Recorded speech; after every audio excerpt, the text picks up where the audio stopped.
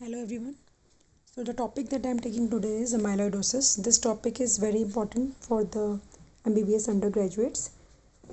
Questions come from it in the university examination. So these are the learning objectives. So what is amyloidosis? Amyloidosis, it is not a single disease. It is a name which is given to multiple diseases. These diseases can be inherited disorders or inflammatory disorders, and all these diseases have different pathogenesis. The pathogenesis is different for all the diseases, but they have one thing in common, that there is deposition of extracellular fibrillary proteins. There is deposition of these insoluble proteins outside the cells, that is extracellular, and the common thing is that all these proteins, they have similar physical and staining properties, so they are known as amyloid proteins.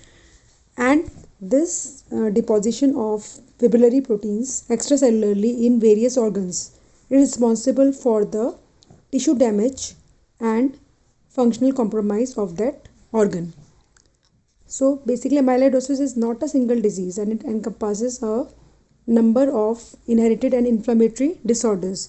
They have different pathogenesis, but they have one thing in common, that extracellular fibrillary protein will be deposited, and this protein known as amyloid will have similar physical property as well as staining property. How does this extracellular fibrillary protein aggregate?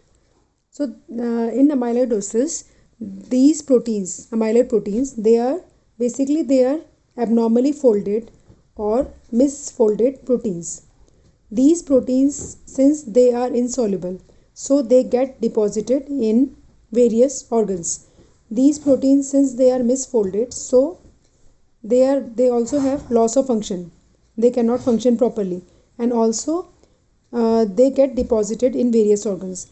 When there is progressive deposition of this amyloid protein in the extracellular space, it leads to the pressure atrophy of the cells. Since the amyloid protein is progressively accumulating, so it will cause pressure atrophy of the cells in the various organs, and ultimately it will lead to defect in the function of the organs.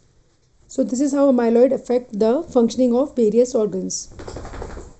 Now next is the history of amyloidosis. So it is known as amyloid because it comes from the Latin word amylose, which basically means starch. So earlier amyloid was considered to be a sugar, and since its properties were similar to the starch, so it was called amyloid. So starch and amyloid, they both have similar properties. What are these? When we add iodine, it will give brown color, and when we further expose it to sulfuric acid, it changes to blue color. So this property is similar to amyloid as well as starch.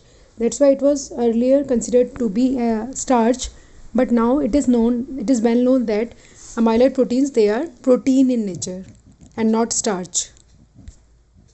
Now we come to the properties of amyloid proteins. So amyloid proteins, there are more than 20 different proteins.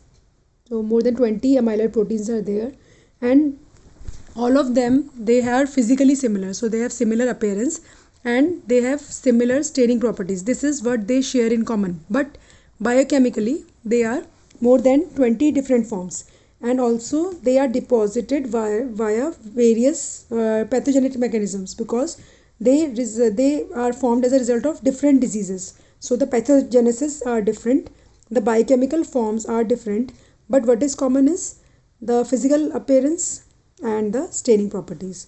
So amyloid proteins, they are of many biochemical forms, and there are three major forms and many minor biochemical forms. We come to the physical nature. Again, this is very important. So electron microscopy. On electron microscopy, we see the two-dimensional structure of amyloid proteins. So in two dimension, it is continuous, non-branching fibril, and the diameter is 7.5 to 10 nanometer. This often comes in MCQs. Now in the three-dimensional, when we visualize it by X-ray crystallography or infrared spectroscopy, so we see the common physical structure, that is cross beta pleated sheet conformation. So this is the common physical structure of the amyloid proteins. and this structure is very important because this is responsible for the distinctive Congo red staining and birefringence of amyloid. So this amyloid protein get deposited in between these fibers in this cross beta pleated conformation. So the important point regarding the physical nature is that on electron microscopy they are non-branching fibrils, while in X-ray crystallography and infrared spectroscopy, which will give the 3D structure, they are cross beta pleated sheet conformation. Again we can see this is the structure of amyloid. So this is a cross beta pleated sheet conformation, and when we apply the Congo red dye, this dye gets deposited in between these fibrils because of the beta pleated sheet conformation. Now this is the electron microscopic diagram for amyloid protein, and we can see that these are continuous non-branching fibrils. In Congo red staining, and when we see it under the polarized light, it gives the apple green birefringence, while in normal light microscopy the color will be red. Now next we come to the chemical nature of amyloid. So amyloid has as I already told you, there are more than 20 major and minor biochemical forms, but the proteins it contains is mostly the fibrillary proteins. So 95% of the amyloid proteins, they are fibrillary proteins, while 5% can be the P component like glycoproteins, glycosaminoglycans. Now the major forms are AL, amyloid light chain protein, amyloid associated proteins, and A beta amyloid protein, while the minor forms are transthyretin, TTR, beta 2 microglobulin, prion proteins. So let's have a look at these proteins briefly. So first is AL. AL is the most common amyloid light chain protein, and it is formed as a result of primary amyloidosis, mainly in the plasma cell dyscrasias. So for example in multiple myeloma. So this is primary amyloidosis because the primary pathogenetic mechanism in this disease is the production of the light chain immunoglobulins. So proteins are produced in large amounts. These are normal proteins, but they fold abnormally. So the protein that is deposited is mainly lambda chain or kappa chain. Next protein is amyloid associated protein. So this protein, the precursor protein for this protein is SAA, which is produced in chronic inflammatory conditions. So this is an example of secondary amyloidosis because it is produced secondary to chronic inflammatory state.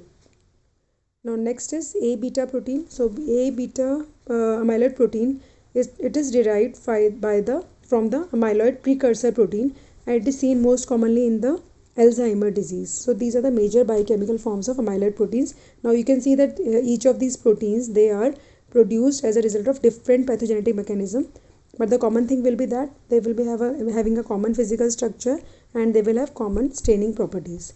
Next we come to the minor biochemical forms. So examples are transthyretin. So transthyretin is a normal serum protein which transports the thyroxine and retinol.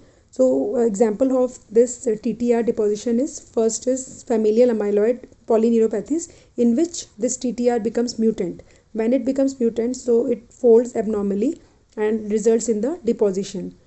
And next is in senile cardiac amyloidosis, or also known as senile systemic amyloidosis. In this condition, most commonly the amyloid deposits in the heart of aged people.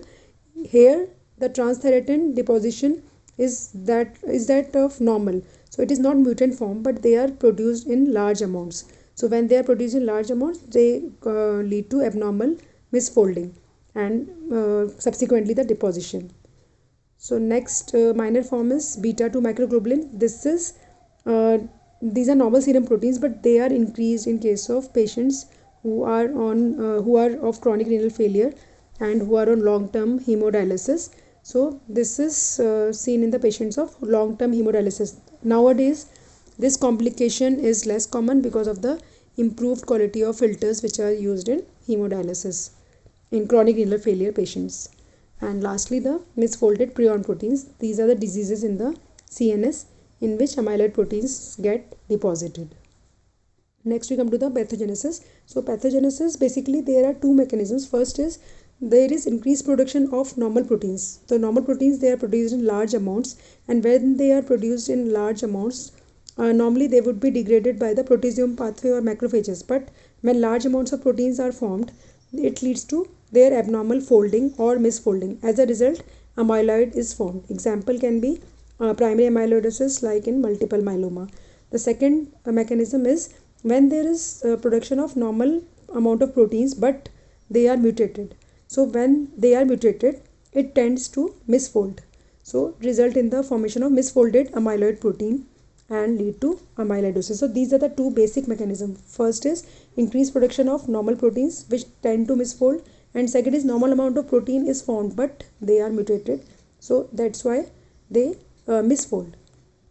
Now this picture of Robbins, it summarizes the pathogenesis. So you see here there is first mechanism is production of abnormal amounts of proteins. So large amounts of proteins they are produced in condition like primary amyloidosis, like plasma cell dyscrasias. Now here you can see there are certain acquired mutations because of which there is P lymphocyte proliferation. So more plasma cells will be formed and immunoglobulin light chains will be formed. So since the body is not able to proteolyze the excessive amount of proteins, so this AL proteins get deposited, amyloid light chain protein get deposited. In the second condition, chronic inflammation, so this is secondary amyloidosis. Secondary to chronic inflammatory conditions, there is accumulation and production of serum amyloid protein by the liver cells, and due to again limited proteolysis, AA protein is formed. So this is the first mechanism. In the second mechanism, there is mutation of certain proteins like transthyretin. So mutant transthyretin is formed and it has a tendency to misfold, and it leads to aggregation of this ATTR protein and leads to amyloidosis. Here you can see the native folded protein, and due to various mechanisms, these misfolded proteins are formed having a cross beta plated sheet structure and leads to deposition of amyloid fibrils. So this is the pathogenesis of amyloidosis, and these are the possible and these are the proposed mechanisms which underlie the deposition of amyloid proteins in various body organs. So next we come to the classification of amyloidosis. Now we know the biochemical forms of amyloid. So the classification of amyloidosis, it is both pathological as well as biochemical and also clinical. So there are three major categories. First is systemic amyloidosis, second hereditary amyloidosis, and third is localized amyloidosis. So in systemic amyloidosis, the first is primary amyloidosis. So there is immunoglobulin light chain deposition. We can write primary amyloidosis, and the disease associated is plasma cell dyscrasia, most commonly multiple myeloma. This is the precursor protein. Precursor protein is the protein that is produced in that disease. So lambda type of protein, light chain protein, more than kappa. And what is the amyloid protein? It is AL. So we just add A before the L, capital L. Capital L means light chain protein. Second category is secondary amyloidosis. So I already told you that it is seen in chronic inflammatory conditions. Now precursor protein is again SAA, produced by the liver, and amyloid protein is AA. So we put this is serum amyloid protein, and this is AA. This is the amyloid protein that is deposited in secondary amyloidosis. Now third category is hemodialysis associated amyloidosis. So again I already told you that there is beta 2 microglobulin protein which is increased in cases of patients of chronic renal failure, and the associated amyloid protein is A beta 2M. So we just put a A before beta 2 microglobulin, and the associated condition is again chronic renal failure. So it is easy to understand and write in the exams.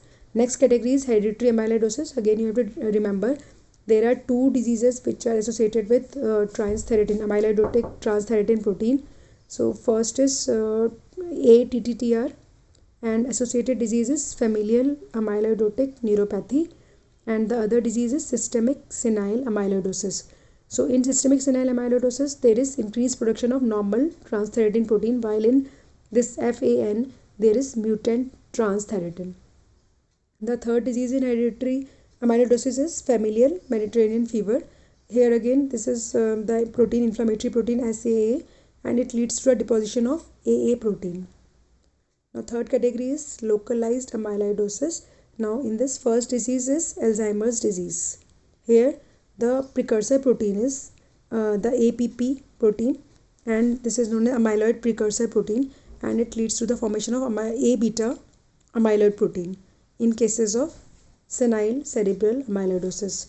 So this is localized in the CNS, in the brain. So that's why it is considered in this category. The second is endocrine.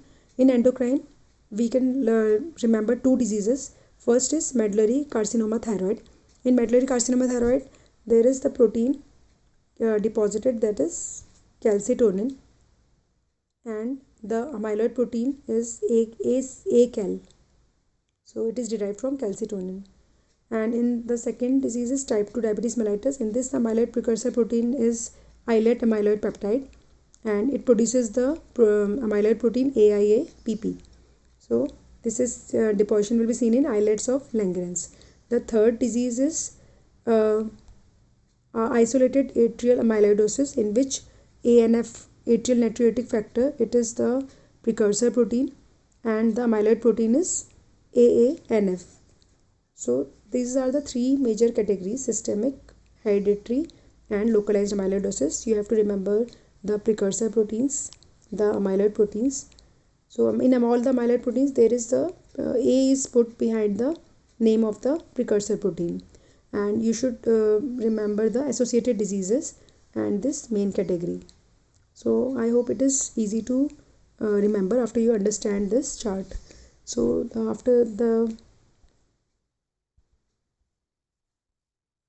so this was about the classification.